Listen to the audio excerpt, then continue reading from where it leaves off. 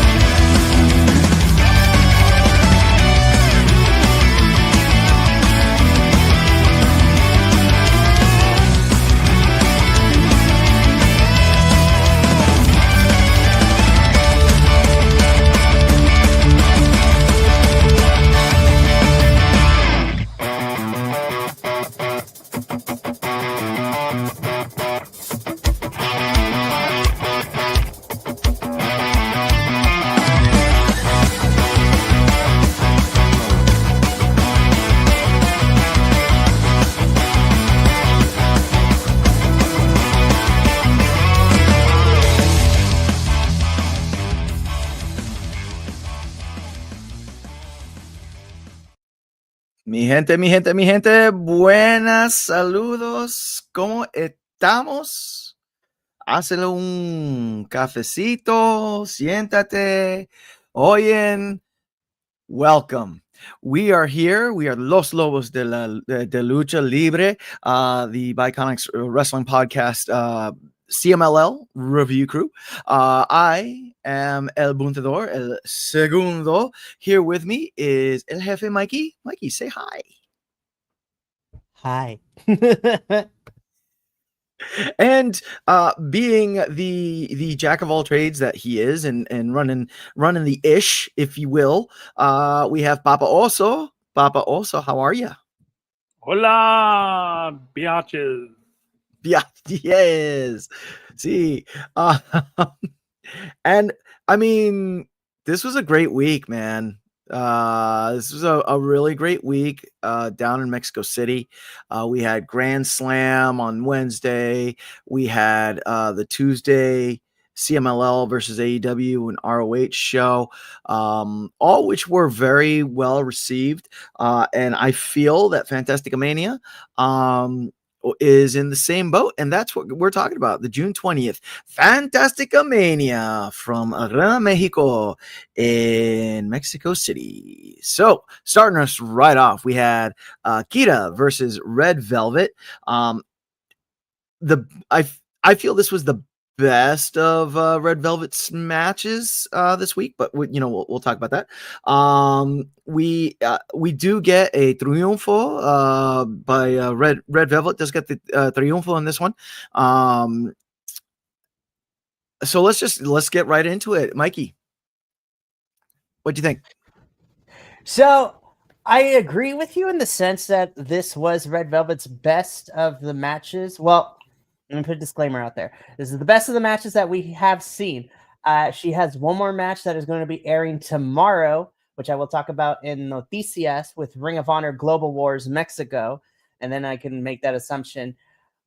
I agree with you. I think with what we've seen so far between the three matches that we've seen Red Velvet be a part of this week, I think this was the better of the three. I will say, however, that this was a little touch and go. I'm not gonna lie.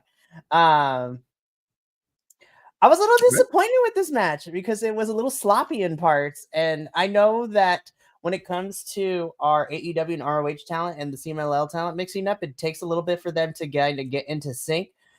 But this Red did pretty good. I was disappointed with Kita because usually she's on top of her game, but I don't know what it was.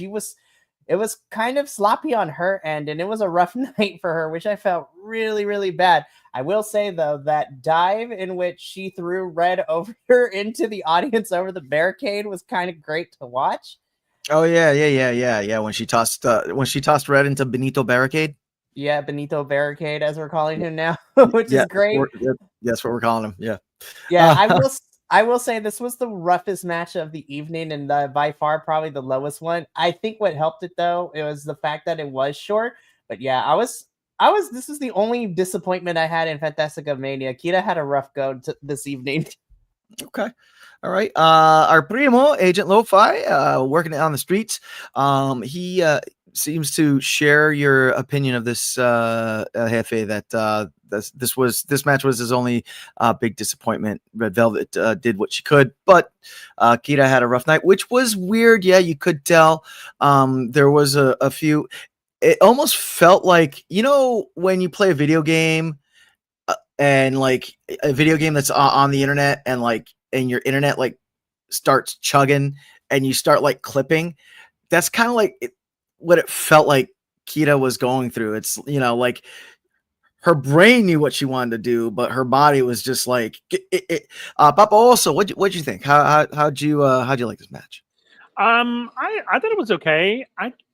This whole, and I'm going to be absolutely upfront honest, this whole evening, it felt weird to me. I don't know. I don't know. It felt, dare I say, it felt less CMLL and something else, more something else, and that kind of bothered me. Now, I thought the fight was pretty good. I thought out of the two times I've seen Red Velvet wrestle, this was the best one. Because the one from the last one was spotty at best. And then I was a little surprised by Kira's performance.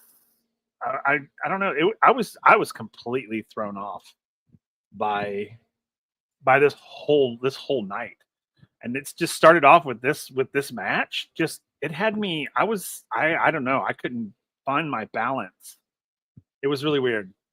I didn't dislike the match. It just felt off to me, and it was weird. Okay.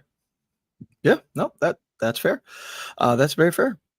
So yeah, Red Velvet ends up with the win in this one, and this brings us to our second women's match of the night, where we saw La Jarochita facing off against Thunder Rosa, who I believe, fact check me please, but I believe this is Thunder Rosa's first appearance in Arena Mexico.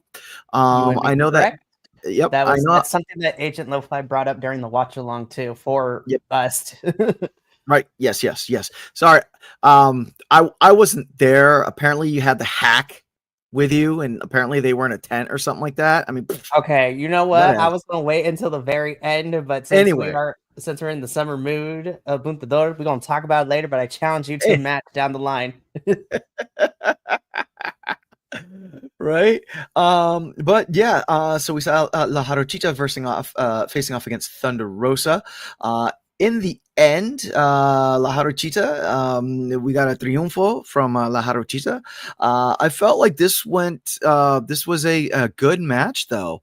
Papa Oso, since it looks like people are not bothering you now, let's go to you. What you got? They're still bothering me. I liked it. When La Jarochita came out, I was like, oh, Thunder Rosa, you're about to get your ass whooped. And which is what happened. But I thought that this match actually got me a little bit more excited for the evening. So I liked it. I liked it a lot. I thought both of these women did amazing, as you know, and I love all the Amazona matches. Of course, everybody knows that. I'm a huge softie for the Amazonas. But I thought this was pretty spot on. Like Lucha, let's do it. You know, the women getting out there terrorizing the universe, and yeah, I loved it. And I thought like La Jarochita was. The minute she walked out, I was like, Thunder Rosa, you're about to be demolished. And I loved it. I thought it was fantastic. Definitely, Mikey. Well, so for me, I really enjoyed this match as well. I think for me too, because we have been seeing Jarochita a lot within the last couple of months. I will say, for me at least, this is probably one of her stronger outings, which was really nice. But I think that's also a testament to Thunder Rosa, who, of course, you know, La Mera Mera. I love her. I'm biased. She's my bias. I love Thunder. I don't care what nobody says. But it's a testament to Thunder, too, because while it was her first real appearance in Arena Mexico, you wouldn't be able to tell because of how well she was able to work with La Jarochita. And I knew exactly what I was getting in this match. Both of these women were going to beat the bricks off each other, and there was a lot of stiff strikes and kicks and, you know, putting people in corners and doing like meteoras and drop kicks and things like that. So this was a good match, and this was a fantastic match, and I think this definitely, I agree with Papa Oso. I think for me, it took the disappointment I felt with what opened up the show, and then this started to correct it and put me on the path that would carry me for the rest of the night, because not to spoil anything, but I think from here on out is where I was invested in everything, and I loved every single thing that I saw to come after this match. So I love this, and I need a Thunder to come back. I would love to see her represent AEW in the Amazona tournament, as well as some other stuff. So Thunder, please come back. Please. Yeah, totally. And I would love to see a run back of this as well. You know, somewhere down the line, preferably in Mexico, not in the States, because again, you know, that whole inhibitor, I felt like was released. You know, I was really impressed because I on social media I knew that Thunder had mentioned how she had come down early to get some training done in Mexico City. And you could tell, she did that cool, like, bounce off the rope into tijera situation that she had going on. That was awesome. And yeah, I mean, these two Amazonas were just tossing lumber at each other. I mean, those lanzas that they hit, whew, like my chest was hurting. But yeah, so we do get a triunfo from La Jarochita.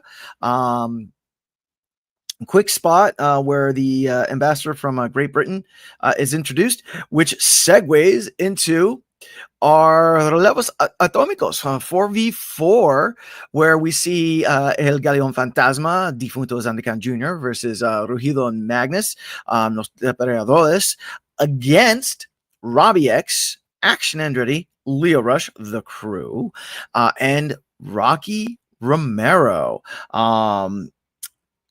This was a lot of fun. This was a lot of if I may steal Agent Lo-Fi's statement, this was Lucha chaos at its best. I felt, I loved every time like someone went out. It just like there was just like a Donnybrook that like kept going from like corner to corner. It was great. Mikey, what did you think? This was a car crash in the best way possible. And dare I say, so Agent Lo-Fi will probably remember this from our watch along too, when we talked about this briefly at the very end. I would say I think this is probably in my top 3 favorite matches of the entire card. And I think that's because of how well all 8 of these men worked very well together. Of course, El Galeón del Fantasma, we love to see Difunto all the time. Zandecan Jr. is just having a great year right now. Los Depredadores are continuing to be amazing. But I'm going to say this. So Rocky, we know, is fantastic. But I got to say, my pleasantly surprises of, if you will, includes the Crew, because they worked really well. Not only as a team, they worked really well against Los Depredadores and El Galeón del Fantasma. Like, they worked well as a tag team against tag team. Like, Yeah, it was fantastic. But I have to say, my MVP for this match has to go to Robbie. I think Robbie has been killing it since Best of the Super Juniors, and even a little bit before that. He's having a fantastic run. And honestly, it shows. He's doing really, really good. And I really hope we continue to see him pop in and out here, especially when I get into the noticias that this is not the only Fantasticamania that we're going to be having this year, which makes me super excited when we get into that. But this was so much fun. Everybody did great. And I'm pretty sure you're going to bring this up. But at the very end, what we got with the spot had me pop in so hard. I was like, yeah, oh yeah. Pop culture and Lucha Libre, man, they collide so well. Yep. Papa also, what'd you think? This match was fluid. It was really good. Like, I really enjoyed this one. It was the fluidic chaos, because even though it was chaotic, it flowed so nicely. It was well oiled. I mean, this was a well oiled machine. I mean, it really was. They all complemented each other, I think. I think that, they were all a match for one another. There was, and I felt that everybody had their moments. I really do. I didn't feel like some folks got hidden in the background. I thought, at one point in the show, we were really showcasing Leo in action, which I thought was great. Those two are fantastic. Like I said, I didn't know them from anybody until I saw them here. And I truly enjoy watching them work. And they're just fun. They're just super fun. Yeah. And so, yeah, I love this match. And then, of course, Rocky being Rocky, and, and who was Defunto? Oh, my goodness. Loving. I mean, yeah, I just loved the whole thing. It was super fun. I really enjoyed all the action involved. It was great. I am gonna agree with Mikey. I felt like Robbie X was, dare I say, the X factor in this. He just those matrix moves that he pulled were just so gorgeous, and every time he stepped in the ring, it was just high energy, high pop. It just like and it looked good. He worked really well. This might have been Robbie X's only non-Relampago match this entire week. Very true. He has been down in Mexico like the entire week, so that might have helped as well. But he looked really, really good. Like I said, I loved how it was just like a school of fish of like fighting. Just like there was fighting in the ring, and then there was fighting over here, and then we fought, and props to the Arena Mexico camera team for being able to like keep with everything and not do that whole like putting the camera everywhere. So that was really fun. Defunto, can we also shout out Defunto? He can fly. We know this. But I have not seen him fly as much as he did with all those flying roundhouse kicks and like the jumping off the from the mat to the second rope to the top rope to to doing it to tijera and a plancha, and like he was I felt he was off the hook. But we do at the end of after everything's said and done, we do get I'm going to call them the Equipo Mexicano, the Triunfo, Defunto, Ruido, Magnus, and Jr., Team CMLL. They get the win. At the end, we do get Kalimba coming out. Again, the whole joke with Leo Rush and Kalimba looking alike. Kalimba wearing the not Leo Rush shirt with Sharpie. That was good. And then Rocky Romero having like a fangirl moment. That was really cool. I was dying on stream Yeah. when we watched this. I was crying of laughter. I was just like, "Oh, Rocky, you never change. I love you." Yeah. That was a good lighthearted moment to kind of put the cherry on top of this match. So, moving. Oh, what was that? Drama? Did someone say drama? Oh.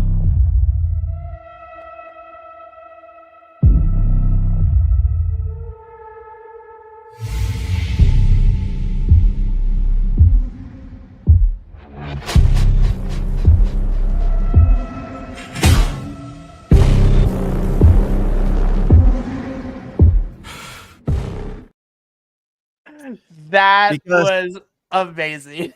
Because if La Catalina didn't look like she just took off her earrings and like put her hair back, I don't know what that look was. The only thing she was missing is putting the like Aquafina Vaseline across the face, like right. Agent Lo-Fi though coming in with the facts. Man, does CMLL need a new belt? Yeah, for that woman's belt. But so this was for the Campeonato Mundial Femenil, the CMLL, or the CMLL Women's Championship belt, which was freshly won by Mercedes Moné the night before. I will give her props for coming in the next night and having her first defense against La Catalina. Baba also, your second go around with Mercedes Moné. What did you think this time? I don't dislike her, and I kind of wanted to, and I don't know why, but I don't. And I really enjoyed this match. Was yes, Agent Lo-Fi, absolutely, but I'm going to say it was off the hook. It was so good, and I love La Catalina, and so I knew this was going to be a fight, and boy was it! It did not disappoint. It did not disappoint 1 minute. I was on it. I mean, from the beginning, because at first I was like, oh God, okay, here we go. the belt queen against, this, that, and the other. And then it was like, oh, this match is badass. I was like, okay, it's not just resting on laurels. Look at me. I've got a 150, belts on me right now. It was literally like, oh, I know what I'm doing. Okay, girl, respect. And so, yeah, I'm kind of coming around to Miss Monet. So, yeah. All right. Jefe, dígame. I really, really enjoyed this match too. I think between the two matches that we've seen Mercedes in Arena Mexico this past week, I will say this was definitely the strongest one. And not to say that her match against Zuxis on Grand Slam Mexico was bad by any stretch of the imagination, but I think because La Catalina has been putting in reps, not just in here, but she's been in the States a lot, because she's almost all she's at this point, she's also part of the Ring of Honor women's roster, like, honestly.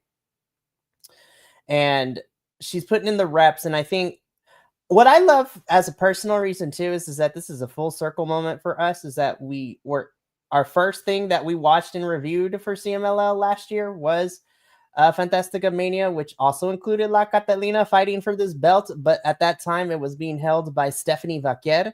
And now she is fighting once again for the title against Mercedes Monet. So this was really good. Again, when we talked about this on the review last night when we were covering Grand Slam Mexico, when Mercedes works and wrestles in other international places, we get a better version of her. But when she's wrestling against other wrestlers in the States, or when you bring the international talent and they have to kind of tone it down for the States, it doesn't pan out too well. This was a killer match. I thought Mercedes getting over as his belt collector work, and La Catalina is a true técnica in this whole division. And so she is probably one of my personal favorites in terms of the técnica side of the Amazonas division. And what I love is that her whole thing is she's not going to let Mercedes disrespect the legacy of the Amazonas and all that stuff. So, yeah. Yeah, definitely. The other two things I wanted to point out. Number one, can we think what you want about Mercedes Monet? Her ring gear is fantastic. Fantastic. It gets one of these. It gets one of these. Yeah. That ring gear was awesome. And how about that moment where Catalina pulled that water bottle out of nowhere and then did this the spit in the air, very like Triple H. She tried, man. She tried. Yeah. It was so fun though. It was fun. Yeah. Great match. Really, really strong showing from Mercedes Monet. This is the type of match that we know. She can wrestle. I'm ready for La Catalina to get a belt on her. I wouldn't mind if we saw a run back of this where La Catalina does take down Mercedes Monet and wins the CMLL women's belt. Hopefully, and maybe, who knows? Maybe they'll make a new belt at that point. But we know how us Hispanics are with tradition, so we'll see how that works. Oh, good God! Right. But Mercedes Monet triunfo. Mercedes Monet, she does retain. And this brings us to: do you like what you're seeing? Do you like the wrestling? Do you like what you're seeing and the wrestling? Well, you can find us Bi-Conics on the interwebs. Join us on the interwebs. Find us and follow us on all the social medias. We are at BC WrestlePod, Instagram, Threads, YouTube, Twitch, Blue Sky. We have merch, BC WrestlePod, spring.fourthwall.com. I'm sure the link should be popping up in chat any moment now. Hey, we go. We have two special editions going on right now. We have one special edition which supports Mikey. I'll let you explain it because I haven't gotten that into memory. It's okay. So on top of all the merchandise we have for all of our review teams, both domestic and international, as well as, all the fun stuff that includes that. We have our summer collection of Hot Boy Summer. But the two special collections are our Pride 2025 collection, and part of the proceeds from that collection will be donated to Point of Pride, which is a charity organization that helps with trans health and gender affirming care. And then our other collection is aptly named We Don't Tap, as a rebellion to a government that is not taking care of its people. And the part of the proceeds of every item sold in that collection will be donated to the California Youth Immigration Justice Fund, which is a charitable organization here in Southern California, my home area of the United States, where I currently live. And that is offering financial, legal, and any other assistance to children, teens, and young adults that are being affected by any type of immigration laws, status, all that stuff. But of course, as we talked about last night in AEW, this is also a response to the unjustified and pretty much illegal retention, kidnapping of, immigrants and being put in these detention centers across the United States and having them be deported to countries that they don't even belong to. So we don't try to get political here, but this is something that is affecting me. And as my crew knows, and not to put these two on blast, but they especially know, since I've been talking to them the most about this, it's kind of crazy that in 2025, I have to be walking around with a copy of my birth certificate. I have to be aware of where I'm going. And I was like, I'm literally going to the store, you guys. This is kind of wild. Right. Yeah. Yeah. I'm not gonna get into that. That's a whole different podcast. But just so you know, I feel you with that. Yeah. We here at BC WrestlePod believe in charity, and that we are going to support all our marginalized communities in whatever way we can. So we hope that you are able to do so. And even if you can't buy the merchandise, both websites, both organizations have options for you to donate directly to them as well. So you can go onto pointtopride.org or the California Youth Immigration Justice Fund, and you can donate directly to them. So you don't have to go through us. You can also go through them if that is what you prefer to. These are two causes we believe in. Now back to the show. Right. And if you just want to support us, feed my coffee habit, you can find us on Patreon, BC WrestlePod. And yeah, we'll also use it to, pay for pay-per-views and stuff. But yeah, we're on Patreon. So, and coming up for the rest of this week, what do we got? We got yet another packed week. So on Thursday, that's tomorrow, the 26th of June, we have the MLW Summer of the Beast watch along, 9 p.m. Eastern Standard Time, 6 p.m. Pacific Standard Time. The MLW Summer of the Beast, it will be free on the MLW YouTube site. So you can join the MLW crew for that. On Friday, the 27th of June, we have our TNA review, which is a regular TNA. Well, I feel like it's been like 3 weeks since there's been like a regular TNA review. Well, to kind of put it into perspective, the reason there was not one last week is because we did a live watch along for Fantasticamania. So I know. I'm just saying it's been a little bit, but the TNA crew will be back 10:30 p.m. Eastern Standard Time, 7:30 p.m. Pacific Standard Time, and then on Sunday, June 29th, we have our weekly WWE review. 2:30 p.m. Eastern Standard Time, 11:30 a.m. Pacific Standard Time. I did the thing. Yay! That's right. You're welcome. I am moving on. Ultimo Guerrero versus Yuta Tsuji, El Maestro versus Estudiante. Story as old as time. Let's raise the roof real quick. Raise the roof. Okay. We're starting fresh. El Jefe, what do you think? So I've had some time to sit with this, right? I love Ultimo Guerrero, and first and foremost, I find it very interesting that Yota has dropped his last name. It's not Yota Tsuji. It is just Yota now, right? So that was interesting to me. This is how we're introducing him now. Yeah, I was getting confused about that. I was like, huh, okay, well, that's fine. I love Yota. I love Ultimo Guerrero. I thought for what we got, this was fun. I am a little concerned, but in the sense that unless we get some sort of rematch or something down the line, I mean, it is what it is of how it ended. I'm not overly mad. I was just like, at first I was slightly disappointed, but I was like, okay, if we get something down the line, then you know what? I'll be okay with it. I know that we had 9 matches and we crammed it all in 3 hours, so something had to give. So I wish these two went a little bit longer, but ultimately it does protect Yota, it does protect Ultimo Guerrero, and I have a conspiracy theory as to why it ended the way that it did. You know, looking at politicking from companies, which I can describe in a little bit later, but not, so I have a little conspiracy theory, and that kind of goes into my noticias a little bit. So, all right. So stand by for conspiracy theories at the end of the show. Papa, also, what did we think?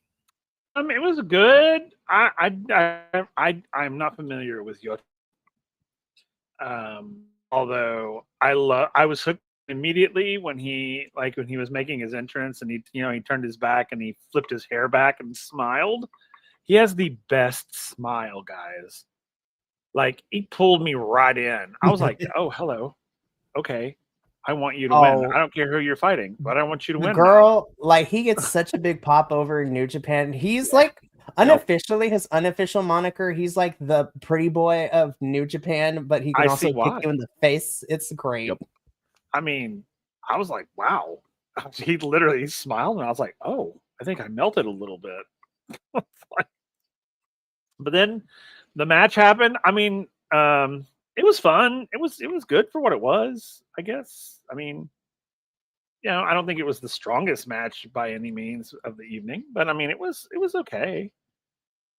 Like I said, I didn't know Yota, and I didn't know what he was all about, but I enjoyed it. Definitely. Like, truly. Yeah, no, it was enjoyable match. We had a lot of hard hits from these two, which we kind of expected, especially having seen Yota, who is going by Yota now, seeing how he wrestles in New Japan, knowing well how Ultimo Guerrero wrestles. We did get to see the agility that these two have, though. We saw Yota hit that crazy, like, moonsault thing from over the top rope to the outside onto Ultimo Guerrero. We Ultimo Guerrero catching Yota, and then turning it into a power bomb was really cool. The match, how did we? So Yota Tsuji wins because Ultimo Guerrero is disqualified for a low blow. How did we think about that? Papa, also, let's go to you. How'd you think about that? I thought it was, I thought it was humorous because it was basically a reversal, and I was just like, oh, okay, that was some dirty play, but I enjoyed it. It was actually one of my favorite moments of the match. Because every once in a while, I like when the sort of shenanigans happen, because they don't happen that often, which is great, but which I love. But every once in a while, you'll get that, and I've noticed that it's mostly whenever they do some kind of crossover that shenanigans appear, it was nice because in American wrestling, shenanigans happen like every 5 seconds, and it just gets old and just worn down. But when it happens here, because it doesn't happen at all, it's kind of like, oh, that was fun. Yeah. I thought it was fun. Thought it was a fun little moment. Mikey, what'd you think of the DQ finish? So, okay. So I'm just gonna say my conspiracy theory now since you asked this question. So Sure. I think the reason that we got this DQ finish is because, again, my tinfoil hat, if you will. I think that New Japan, it has some plans for Yota. To kind of give a little bit of context, 2 weeks ago, 2 weeks ago, Dominion was about 2 weeks ago. Yeah, About no, that, it was yep, last. yep, No, yep. it was last. Yeah, last week. Last week. Yep. So last week, Yota lost the IWGP Global Heavyweight Championship to Gabe Kidd. So he's been champion for a little bit in New Yes. Japan, lost the championship. I think that CMLL and New Japan probably didn't want Ultimo to beat Yota cleanly, if you can call it that. And Okay. so we probably got this DQ finish. Number one, to kind of not keep punching down on Yota. He lost the championship and now he's going to lose in Arena Mexico, which is very sad. However, I also think, and this is a big thing, and this is me projecting it out here, I also think New Japan didn't want Yota to lose here because I personally believe, I think New Japan is setting Yota up to either make it to the final of the G1 climax coming up in a couple of weeks. And Okay. This is just me here. Yota is my number one to win the whole G1 this year to get a match at Wrestle Kingdom next year. So Okay. yeah. And kind of like what Agent Lo-Fi said too, I think that if we were to get a loss, I think Ultimo would lose and be okay than if Yota lost in all this case. So that's my conspiracy theory. I think we're setting Yota up to win G1 and to headline the Tokyo Dome with, well, whoever ends up being our champion by Wrestle Kingdom time. Yep. And just to wrap this up, I feel like of any ending for Ultimo Guerrero to be DQ'd, a low blow is it, because I mean he's one of the best rudos to rudo in the game, you know what I mean? And what's more rudo than hitting him with a low blow like that? So Triunfo Yota, and we now, I feel this was the most anticipated match. If you've been watching what's been going on, we had Los Ingonables de Japón of Hiramu Takahashi, Shingo Takagi, and Titan in their final match as Los Ingonables de Japón versus United Empire's Francesco Akira and your NJPW tag team champs TJP and Templario, Guerrero Templario. Ooh, doggies. Mikey, go ahead. So, of course, not only do I watch the CMLL, but I am also part of the New Japan team. So, of course, anytime you get New Japan faction on faction warfare, wherever, whether it's in Japan or in Arena Mexico, it is amazing. As you stated, El Buntador, this was, Los Ingobernables de Japón's final match as a unit. And we kind of been wondering how they were going to continue to proceed now that their leader of, Tetsuya Naito and other stablemate Bushi left New Japan about a month or two ago. Excuse me. Salud. Somebody's talking about me. Anywho. So this was a really nice send-off for them. This is exactly what I pictured I was going to get. Of course, the build-up was very nice, especially when we got just Titan and Templario the week before, one-on-one, which was really great. But now we include their stablemates. This is everything I wanted. TJP, Francesco Akira, Shingo Takagi, and Hiromu Takahashi, they were really good auxiliary players to the intensity that Titan and Templario had. Again, and Agent Lo-Fi and I kind of discussed this during and after the match too. If I would love to see them run Titan and Templario back one more time if they want to make it to the Aniversario show. However, if this was the final point in this small little trilogy that we've gotten for them, this was great. It's like it was Man, this match ruled. I love this. Everybody did great. And, these 6 in particular were still in Mexico because they were also part of the show that would be happening over the weekend.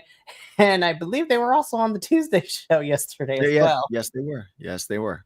Yes, they were. This was one of my top 3 matches for sure. Yeah.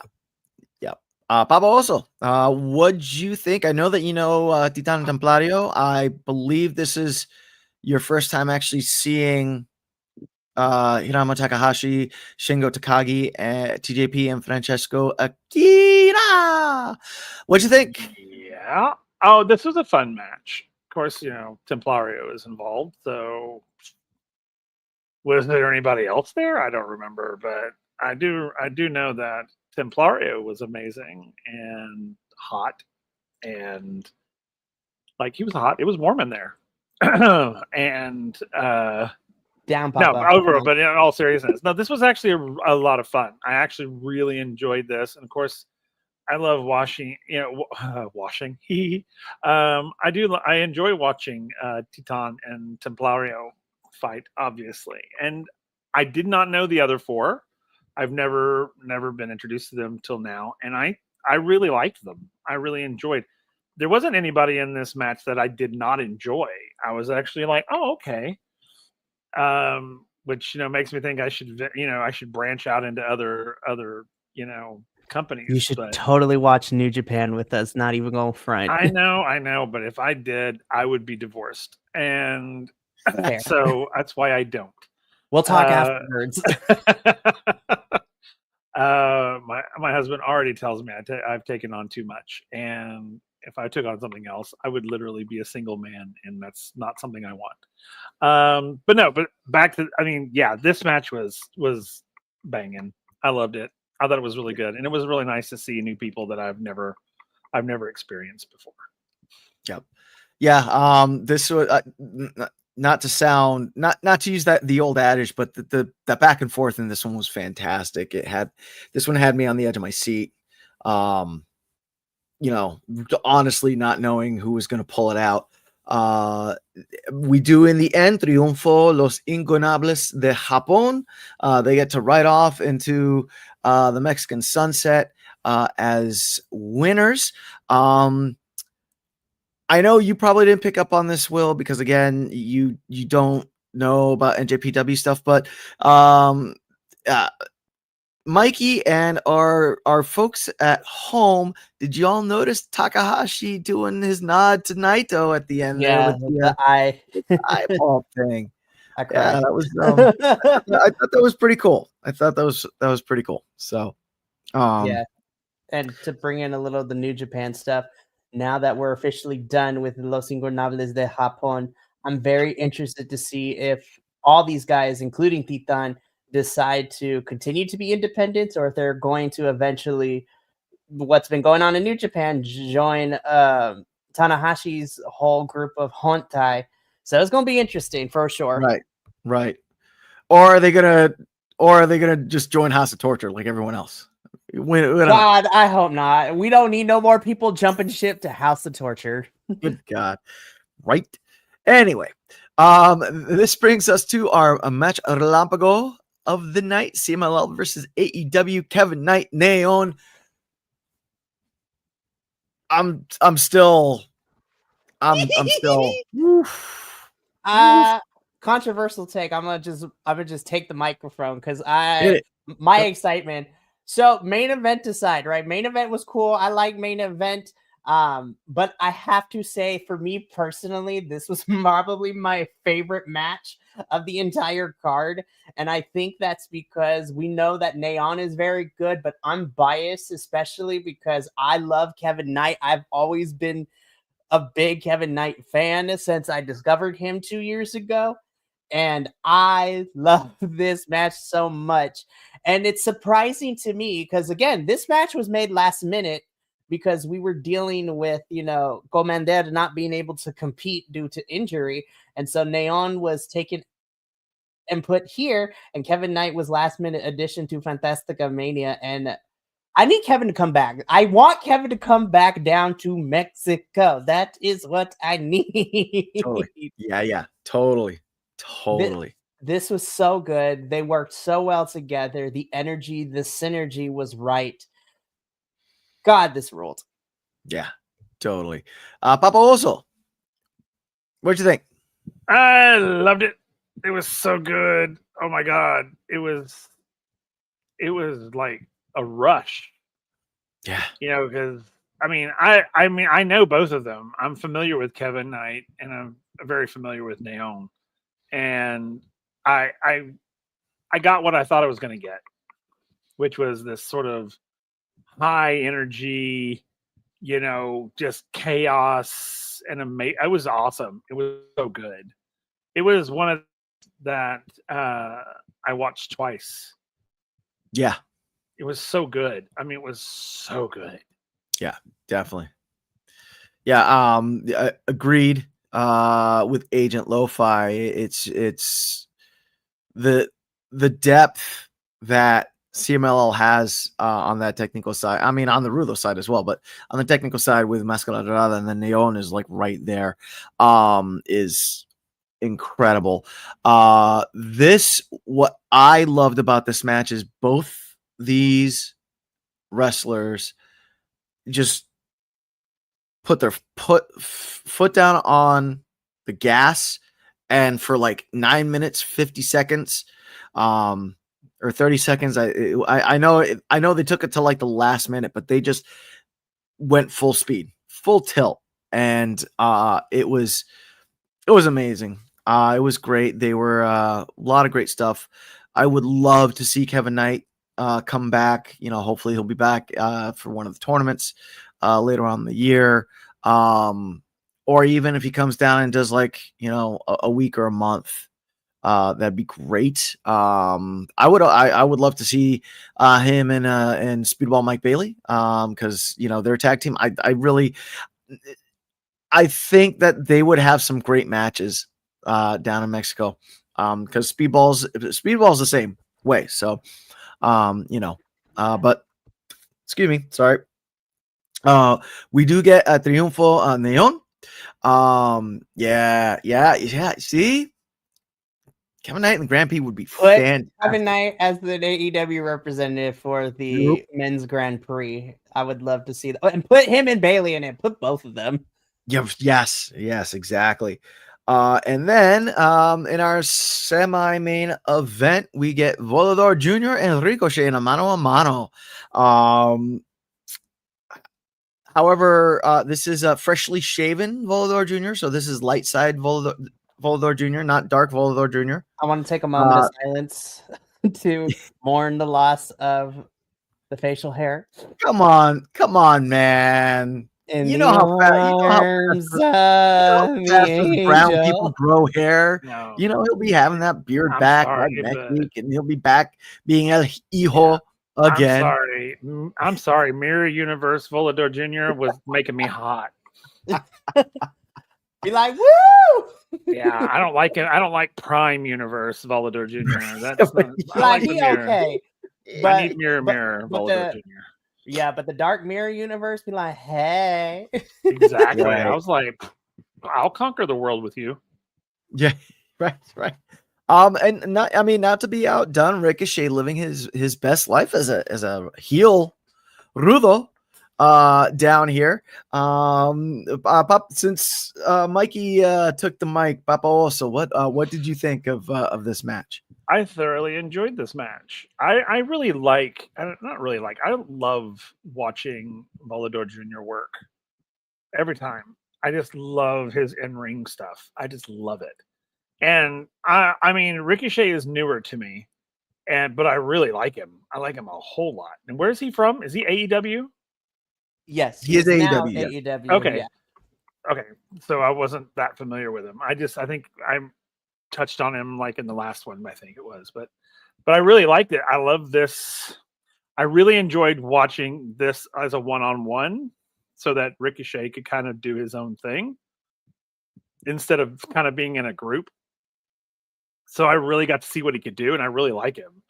And like I said, I don't know much about him. Like, I don't know what he is on AEW, like what's his shtick is, but whatever it is, whatever this was, I really liked it. So Surprisingly, this is great. Surprisingly, Ricochet. I feel like Ricochet is one of the few that translates very well between CMLL and AEW. And what you saw in CMLL was kind of pretty much what we get in AEW. But of course, he's more theatrical with his heelish tactics. Because, I mean, the man got embarrassed by Swerve Strickland, which his genesis of turning heel was being embarrassed at World's End, the final AEW pay-per-view last year, and being called a bald fraud and getting toilet paper thrown at him, which was kind of nuts. But yeah. So what you saw with Ricochet is what you got. I'm sorry, what? Yeah, it was a whole thing because thing. It was he great. came into AEW as a babyface, and then Swerve Strickland, he had toilet paper thrown at him. He literally turned heel because he had toilet paper thrown at him. Yeah, well, it was building up to it. Yeah, Nobody was taking him seriously. Swerve was clowning him the whole entire time, and it ended up in a feud between the two because then Ricochet snapped 2 weeks later, and he stabbed Swerve Strickland with a pair of golden scissors, which was wild to watch on TV. Yep, he bloodied Ricochet. Well, hey, he bloodied Swerve. Okay, cool. All right. But these two do have history. If you can check out the 2016 Best of the Super Junior, Voldo Jr. and Ricochet. I actually did see that. Went back and watched it because they did mention about that in the announcers did. And it was a very, very good match. Ooh, so good. Yeah, but no, this was great. We do get Triunfo Ricochet via low blow, which kind of again fits with his character. And yeah, it was a fun match, very fun match. Getting us to our main event. Damn, where we see Hologram and Bandido versus Místico and Máscara Dorada. I really hope that the AEW crew, if they don't watch, if they didn't get a chance to watch Fantasticamania, that they go back. Of course, if they can't watch the entirety of it, watch this match because I felt like this match. This was Místico. This is the Místico that we see week in and week out, not the Místico that we saw facing off against MJF. These four. Wow. They can't miss. They can't miss right now. Go ahead. Go ahead. Yeah, these four. Agreed, Agent Lo-Fi. These four just can't miss. So obviously, this ended up in my top 3. I had to rewatch this. I had to rewatch Fantasticamania, specifically the Relampago match and this one to figure out what would be my favorite of the whole entire night. And the Relampago was my favorite, but that's because Kevin Knight being a late addition into Fantasticamania and then being able to get to experience Arena in Mexico made me want him to come back more. But this was a very close second, just by 0.00001%. This was really close. I think that this match for me did two things. Obviously, it got, legendary status of Místico, who is, our poster boy for CMLL. But it also had, rising up in the ranks and having a really good, after coming off having a really fantastic spring season of Máscara Dorada and everything that he's been doing, whether it be here in CMLL or being able to go to the States and be a part of Ring of Honor. And then he was in Fighter Fest he got to fight Kenny Omega. And this kid is 23, 24, which is wild to me. That is amazing. Hologram is always great, but I just want to say, I think this whole entire week, and I've always said this, I need AEW / Ring of Honor. I need us to push Bandido to the moon and back, because Bandido is probably my favorite person to come out of this whole week of shows for me personally. I know I've been knowing about Bandido's game, but the fact that he got to be here in Arena Mexico, he is just probably the best luchador that we have in this current generation of kids and crop of luchadores, if you will. This match ruled so hard. This is exactly what I wanted. I do a bit I understand. I did question the ending a little bit because it was kind of quick when we got to the end of it. But given the fact that we were running up on the 3-hour mark and Arena Mexico's like, listen, y'all, we got to go before this public transportation closes and all these people are going to be stranded and not going to be able to get home. Right. So we got to go. There sure aren't enough Ubers around. So, man, they took the subways, the buses. I was just like, that's what we need out here. We need subways because there's a subway system in Mexico City. So it's fantastic. Yes. But damn, this match ruled. Everybody was firing on like all pillars. To quote Jacob Fatu, this match was all gas, no brakes. Yada, I mean, like, oh my gosh. Yeah.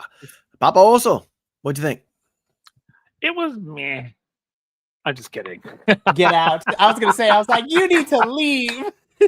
I am so just kidding. No, it was fire. It was amazing. And you know, the funny thing is when they were announcing everybody, I was like, oh my God, oh my God, oh my God, oh my God, it's going to explode. And it did. And it was brilliant and it was wonderful. And the ending was, and I mean, it was, oh God, it was, I mean, you guys have said so much. It was literally, I was speechless through it. I was just like, yeah. So yeah, it was amazing.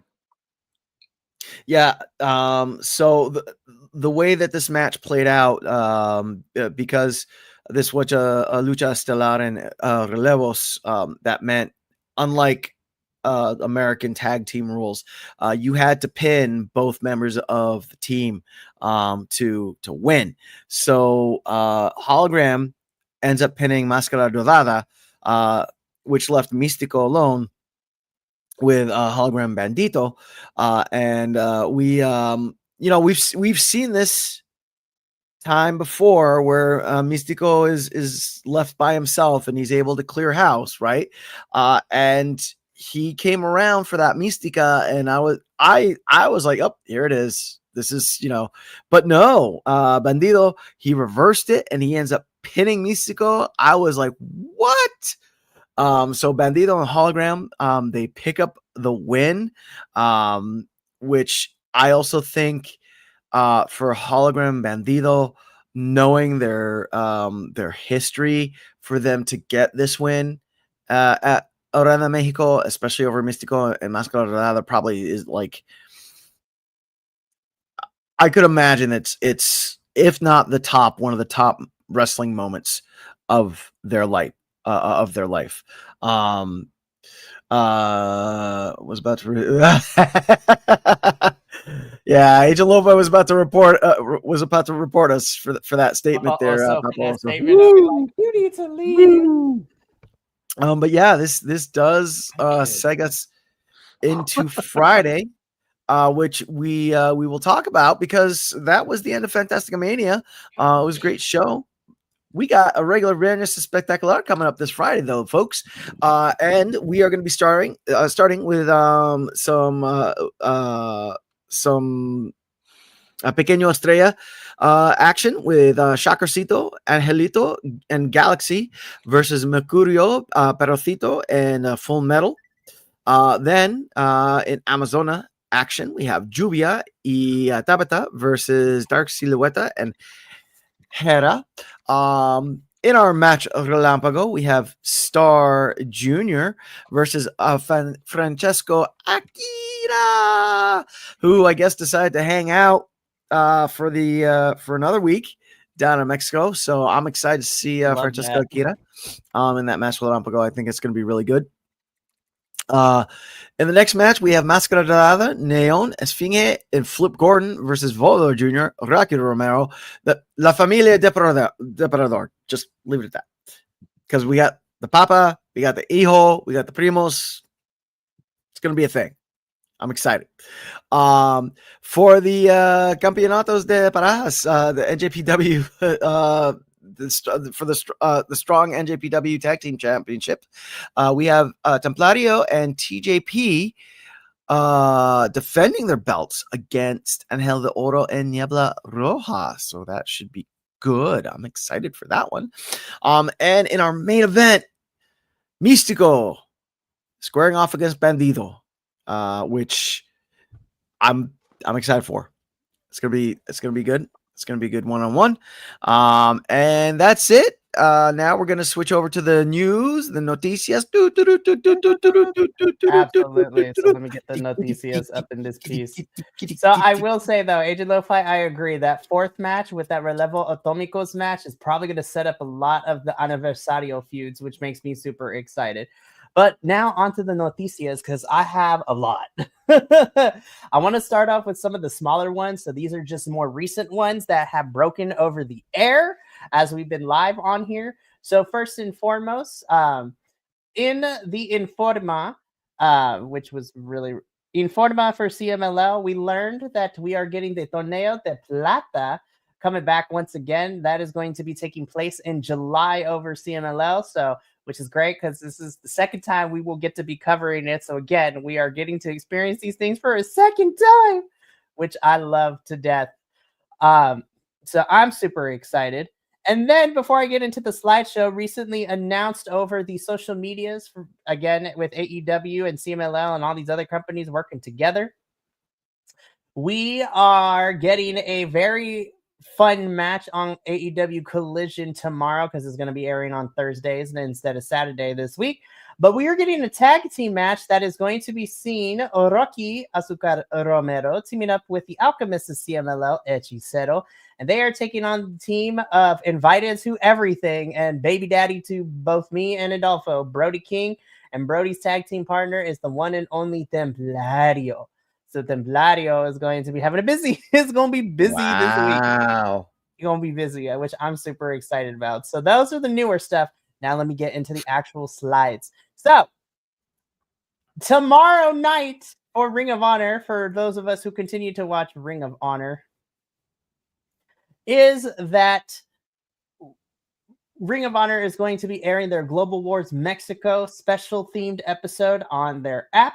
And I believe it's going to be airing on YouTube at some point, but don't quote me on that.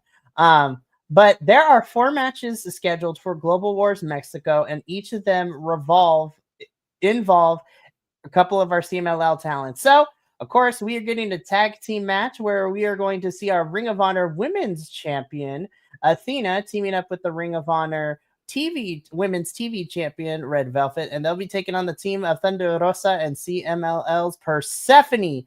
Thunder and Persephone just make a lot of sense in my book. Like, honestly, right, Athena and Red Velvet. That's a gang because they got history. Well, what's interesting too is the fact that because originally it was going to be Athena and Billy versus Thunder and Persephone, but because of either travel issues or something, Billy was not able to make it to Mexico, so Red is going to be substituting in for Billy. But I still think this is going to be a really, really fun match. Sure. On top of that, this is the match I'm looking forward to the most. Our Ring of Honor Pure Champion, Lee Moriarty, is going to be taking on Blue Panther.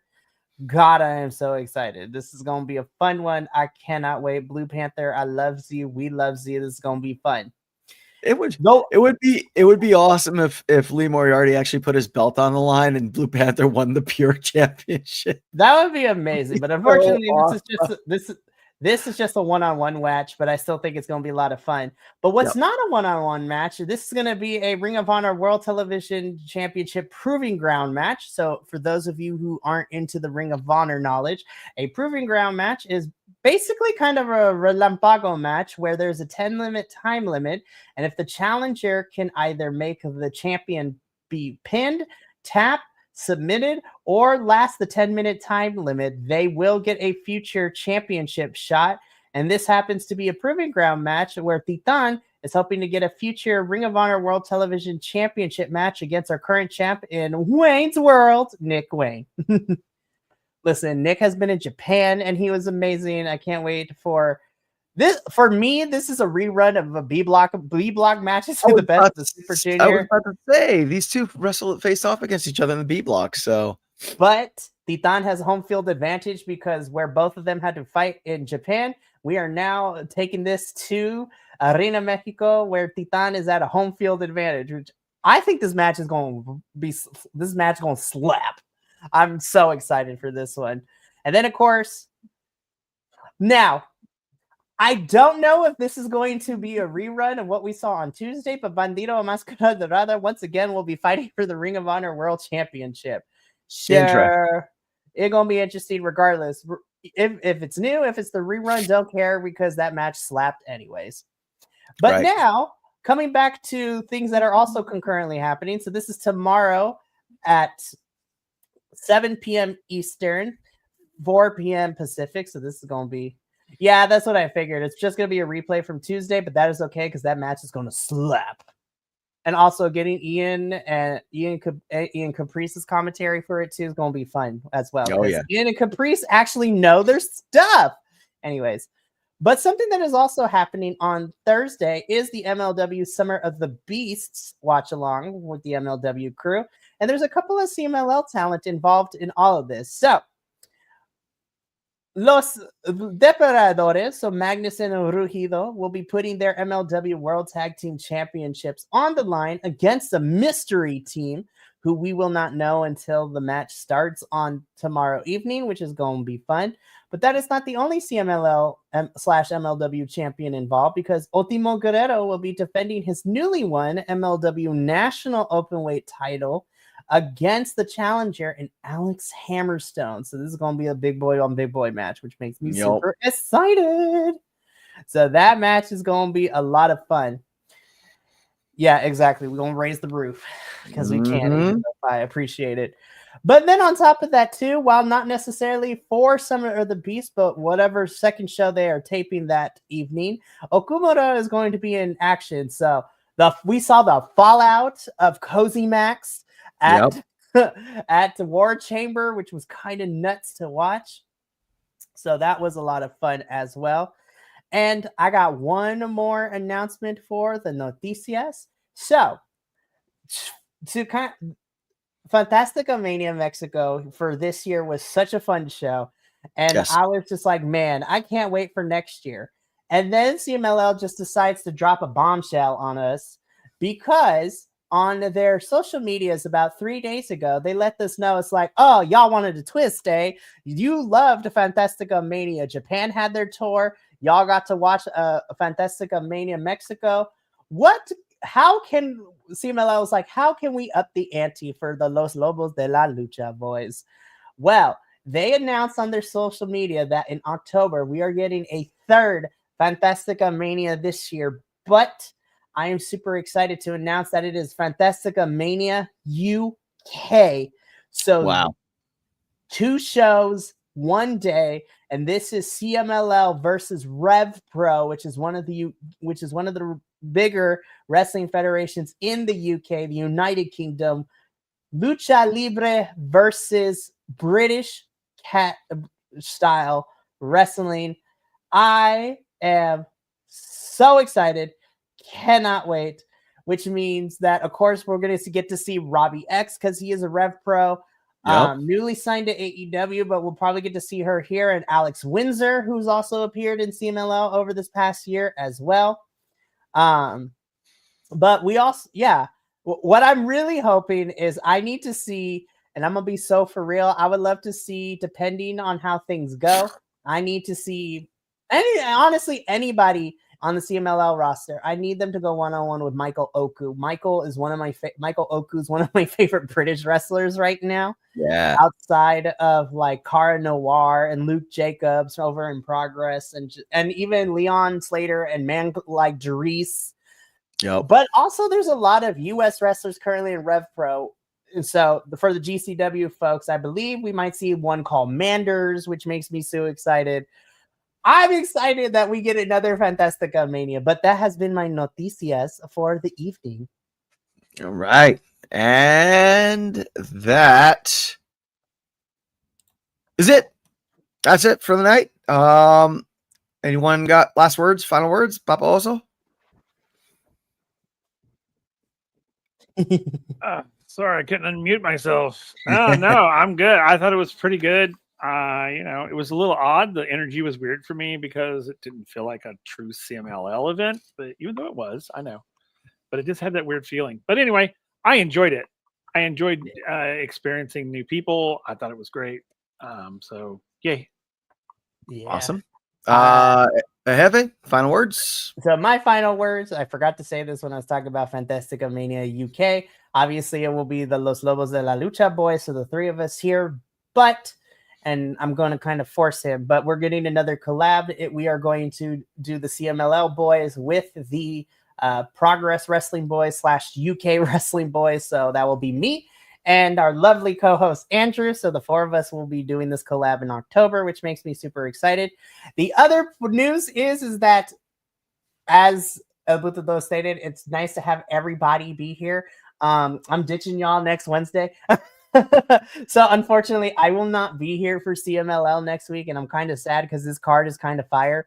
But I will be taking Mama Laguillo. Me and her will be heading out to Ontario, California, and we are going to be at the AEW Dynamite 300 and AEW Collision 100 tapings. So I unfortunately will not be here, but I will still be watching and I will be giving my thoughts. And I'm sad I won't be here, but I'm excited to talk about it the week after because it's gonna be crazy.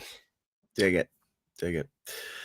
Yeah. So my only final thought is I know that this week kind of has introduced a lot of people to CMLL. Please, keep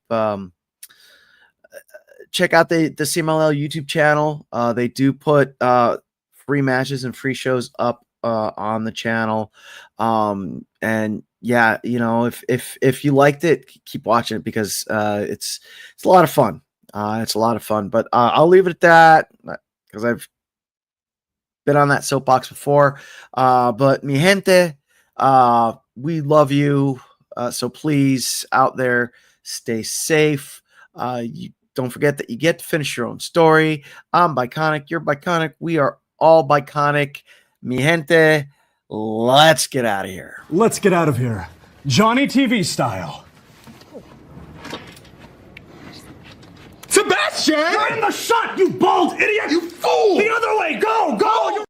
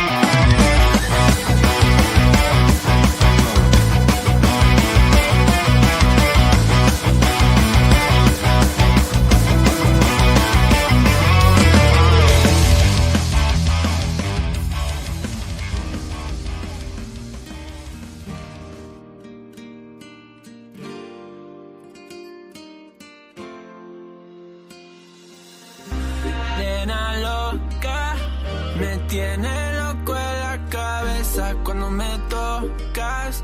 Siento que todo está bien, pero en verdad yo no sé si tú lo sientes también.